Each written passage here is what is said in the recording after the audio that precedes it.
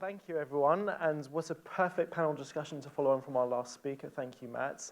I'm Omar Oakes, editor of The Media Leader. As you can see from the board, Hannah Lloyd-Jones from Xaxis is sadly not with us today. We also actually advertised Mahir from Anything Is Possible, so we're down from 5 to 3. But we've given 10 minutes back to you at the same time.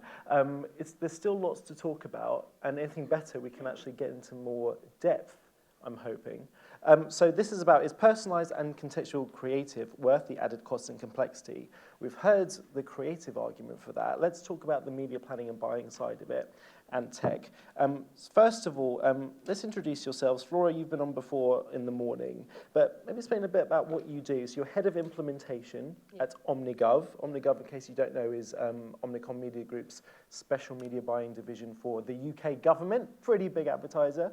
Tell us a little bit about what you do and maybe what your favourite Brexit ad is. That second part, I don't think I can comment. So my role is basically working multimedia. Because the government buying is split out between planning and buying, we're the kind of first point where we see all of the plans come in as one, because all the planning structure is separate. So what we do is we use tools, data, insight, and knowledge, I hope, to look at what is the best media mix, what's the best role of channel, what are the best KPIs, and work with the planning agencies basically to optimize, to ultimately save taxpayers money and make it more efficient. So that's my main role at the moment. Sounds good. And Emma Raz, who is Director of Commercial at NumberEight. Explain for those of you who don't know what NumberEight does and what you do. Of course, no problem. I will do my very best. So NumberEight is an on-device contextual intelligence platform. What does that mean? It means that we sit within mobile devices, and I always bring my own because I take it everywhere. And every smartphone on this planet has a bunch of sensors built in. That is very informative and very meaningless by themselves. We are the technology and the basically data layer that enables to translate them into meaningful insights. For example, that we're currently indoors, we're in a working environment, we are also socializing, the level of crowdness, and so on and so forth. I believe it's quite sunny outside, quite good weather. A lot of that information can be accessed directly on the device without any personal identification. So personalization without getting personal, basically, precisely. And that is exactly what we do. And me, NumberEight, well, I'm just in charge of the commercial part. Good, I like that. So let's define terms first of all, because I've been writing about this for years, and I still get confused when people talk about personalized advertising versus contextual advertising. What exactly is meant by that? Emma, perhaps, is there a distinction without a difference here? How should we be defining it for the purpose of this conversation? Oh, that's such a good question, and I think they change all the time. So what we mean by personal really changed, because we used to think, or personal meant that we're trying to give you something which is related to you. It's relevant for you, right? That's the basic of personalization. However, it became something like, we need to know everything about you, and we need to know your personal information, your email, your ID, your phone number. We need to know all of that, and then we might give you something which is relevant. Now it's kind of going back in time with legislation, with privacy concern, to the very core of personalization, which is just getting to know you as a person, which can also be contextualization, right? Like your context also means a lot about who you are as a person. And use that to give you something relevant. So relevancy is at the core, and the other terms around it kind of shift with time. Contextualization by itself is tricky because we often mix it with content. Like not mix, it's just contextualization came from web, so it's often kind of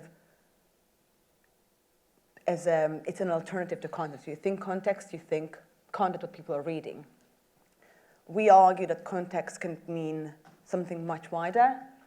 For example, the environment, what we're doing right now. If we're traveling on a bus, if we're drinking, like if we're grabbing coffee with friends, that is our current context.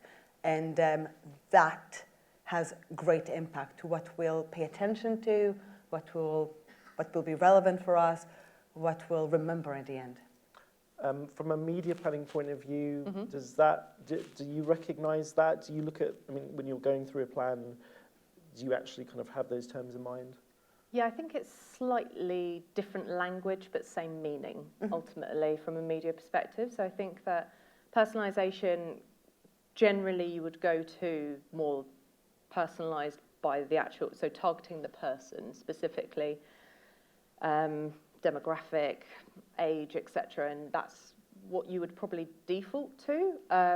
But the contextual part from what that person is doing would definitely still be relevant. But then when I think about contextual layering on top, I also think about what that person is consuming. So it's like the actual, it's not just about where they are, it's also about the content. And that's probably the biggest extra. But yeah, I mean, it's all linguistics, but ultimately we mean the same thing. Very, very similar. Yeah. And I think that both are really important, what you're consuming and what you're doing at the same time. And sometimes one thing is more meaningful than another. For example, in mobile, often your environment changes quite rapidly while you're consuming the same content. So environment is much more meaningful, while on a web environment, on web, often the content you're consuming is much more meaningful because your environment is not going to change. You're not going to move for the foreseeable future. So it all depends also on the platform itself. Okay. Now this issue has come up throughout the day in different panels, throughout the morning and early on this afternoon. And we've had some very good pitches and talks this afternoon about the creative opportunities. What are the key criteria for you, Flora, when you're deciding whether it's worth it, in inverted commas, whether it's something that you want to do experimentally for a brand, whether it's getting incremental reach for a big brand campaign you're doing it? What are those criteria for you? There are probably quite a few things. I mean, you start with what is the objective and the role of each media, and what's the KPI? What are you trying to achieve? And that's kind of the absolute basic. But there are other things involved which you have to consider. For example, if it was a government COVID campaign, timing is a factor. We were briefed weekly. Stuff was turned around very quickly, actually, but still, you know, there are certain things which, you know, I would argue that the other factor is time with those. Well, I was just going to ask it, when you're doing something that's so quick turnaround like that, is there even the time to do that, even though you could make the case to say, well, we've got local outbreaks of COVID happening in the north of England or wherever it is. Yeah. Even if there is a strong case for doing it, do you have the time? Only when you need to, I would say, in that case. So if it's a necessity, we did it. So when we had different tiering messages for different places, you had to get the tier right. That feels like a really long time ago now, luckily. But yeah, if you have very short amount of time, it has to be necessity, and that is unfortunately the situation because of the way which it takes time to set up, it takes thinking in, it takes, you know, organisation ultimately. That is probably one of the biggest factors from a government perspective. But when we have more time, there are other things to consider, such as what value is it adding by doing it? And then you start to quantify what actually, you know, looking at previous studies or previous campaigns which we run a lot of test and learns in order to create a bank of information to then be able to justify this kind of thing, so that we can say, actually, we know that drives, if it's contextually relevant to genre, it drives 22% more engagement or whatever it might be. That will then justify the increased cost, and we need to make sure that it washes its face as a media planner. Otherwise, you know, we're not doing our jobs properly, because ultimately you're losing taxpayers' money. I want to ask Emma about how the tech has changed, but before I do, there was I've forgotten her name. There was a Xaxis speaker. Unfortunately, Hannah's not here. But there was another Xaxis panelist this morning, Tilly. That's it. Thank you. Where she was talking about if your campaign is over £30,000, I think it was, they will do some dynamic creative on top for free. So I don't know if you do the same at Omnicom or similar, but even though there is no added costs, and Matt was saying before, there doesn't have to be added creative costs when you're already paying for the voiceover guy or girl. Are you saying that just that is still the main barrier in terms of your internal? I think it's also, you can't do it for the sake of doing it. There has to be a kind of fundamental behavioural reason why you would do it in the first place. So we know that it does work. We've seen loads of studies earlier about neuroscience and connecting more with relevancy. But, you know, if you're just saying, hello, Manchester, that's not necessarily going to create the impact which you want. There has to be a reason for it. And I go back to the first ever 1 million ads campaign which I did, which was Deliveroo, which is a long time ago.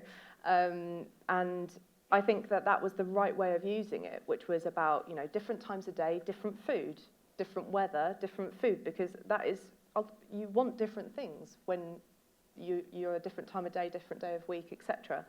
And that's just a human insight. And that's what sometimes we're missing with this, which I think we need to always consider. Okay. So we've talked a bit about the cost. What about the complexity? I mean, Emma, going back to 2019, before pandemics and when prime ministers used to brush their hair, in the before times, how has the technology changed in the last 3 years in terms of the complexity? What can you do now before we get into whether it's worth doing? Brilliant question. Thank you. And you're welcome.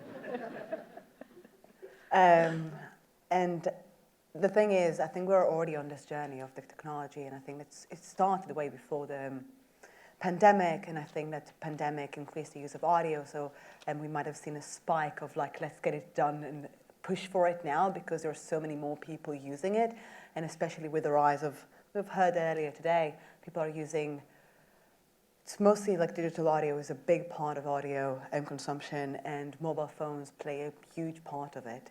And within mobile phone, we constantly see endless development. Look at how frequently we get a new release of a mobile device, how much the technology has evolved, the hardware has evolved, and what it really means. Now, there has been technology, I think we've all spoken about 1 million ads, you guys are doing great. Today, they're fantastic, and they obviously enable quite a lot. That's one area of the development. On top of it, things that I spoke about earlier, using the device themselves, what they can tell us, how they can work for us, how can they inform us about what people really need, and how then we can leverage that in a meaningful way. So Flora just mentioned, if we just say, hey, like Manchester, is that contextual, is that meaningful enough? So for some people, for some ads, yes, for some ads, no. And it's all about who I am as a person, right? So if you, I mean, we were asked, I remember, at least a half year ago, how would you sell an ad to liquid laggers? So how would you get people... Liquid what, sorry? Liquid laggers are people who use still like washing detergents, like liquid washing detergents, and how you will get people to move to using capsules, right? Like how do you do that, for example? And every ad we've all seen so far has been always targeting usually mums. So you see an ad with a mum and like white t-shirt, and that t-shirt, like the child t-shirt gets dirty, and they tell the mum, look, it's all clean now. Now, not all of us are mums, and other people need to do laundry. For example, if you're talking to people, guys that exercise a lot, they probably will respond to something more of like after the gym, like you need to like do laundry real quick, like chug it, like just chug it in the wash. Me, I'm a pet owner. A lot of people in this audience will actually know my dog.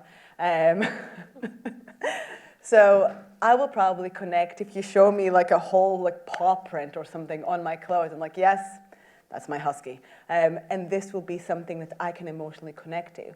So it's all about finding the right information and then tailoring the message to kind of create it. And that's also the development of technology.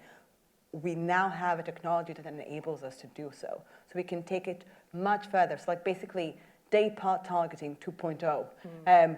We not only know what time of day it is and what you're most likely to do, we know that you're probably waiting for your kids outside of school because we know.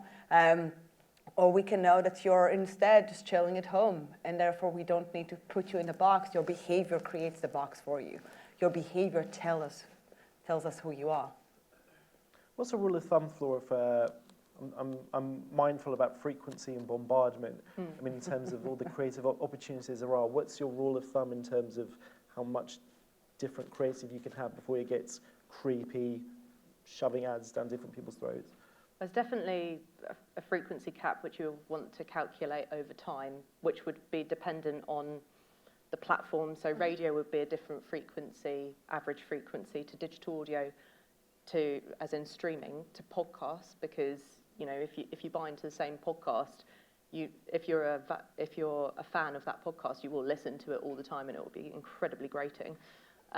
So I think that there's probably more depth which we could go into in the frequency capping side of things, in order to ensure that you're not completely bombarding people as a user. Because I was thinking about earlier was that we normally see average frequency, but I think I mentioned earlier that you don't see the maximum frequency which someone might get. Mm-hmm. And that would be a really interesting insight, because as Gemma was saying on the panel earlier, you know, she's hearing one of the dating sites all the time, and it's really inconvenient.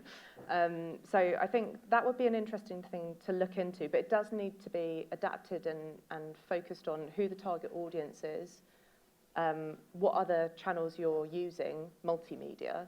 You know, you don't want to bombard people multimedia too much as well. You need to think about an overall frequency cap as well, ideally.